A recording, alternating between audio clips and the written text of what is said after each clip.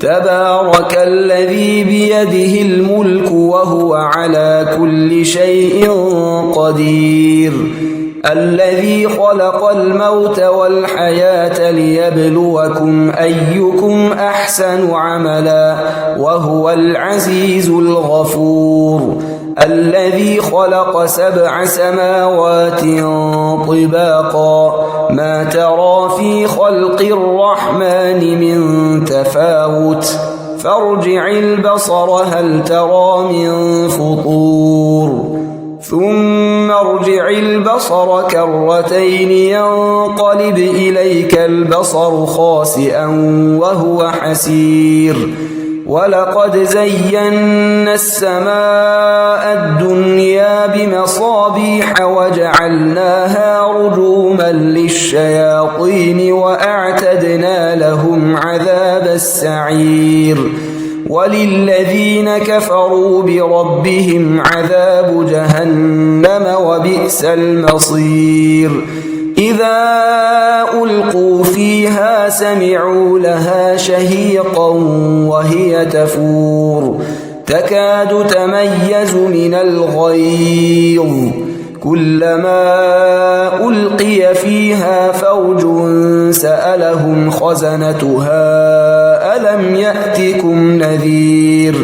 قالوا بلى قد جاءنا نذير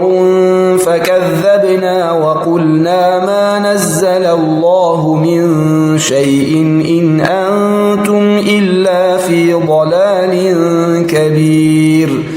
وقالوا لو كنا نسمع أو نعقل ما كنا في أصحاب السعير فاعترفوا بذنبهم فسحقا لأصحاب السعير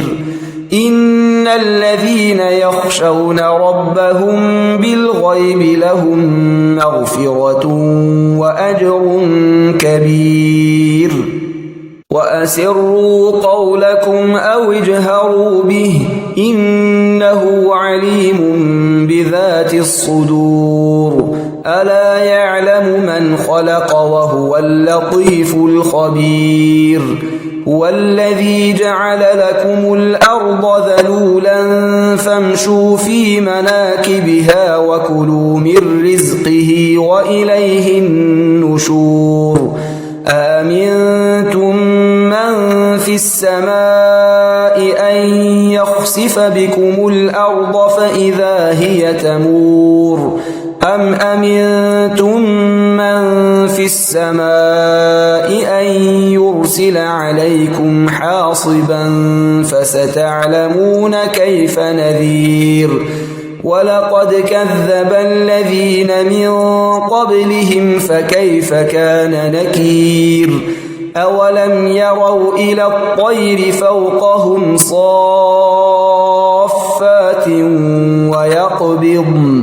ما يمسكهن إلا الرحمن إنه بكل شيء بصير أمن هذا الذي هو جند لكم ينصركم من دون الرحمن إن الكافرون إلا في غرور أمن هذا الذي يرزقكم إن أمسك رزقه بل لجوا في عتو ونفور أفمن يمشي مكبا على وجهه أهدى أمن يمشي سويا على صراط مستقيم قل هو الذي أنشأكم وجعل لكم السمع والأبصار والأفئدة قليلا ما تشكرون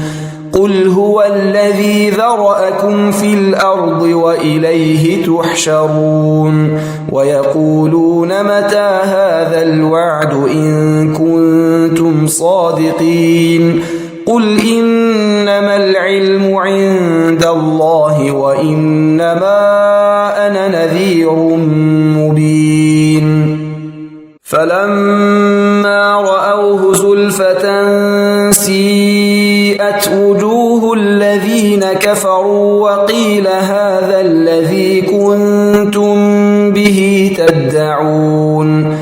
قل أرأيتم إن أهلكني الله ومن معي أو رحمنا فمن يجير الكافرين من عذاب أليم قل هو الرحمن آمنا به وعليه توكلنا فستعلمون من هو في ضلال مبين قل أرأيتم إن أصبح ماؤكم غورا فمن يأتيكم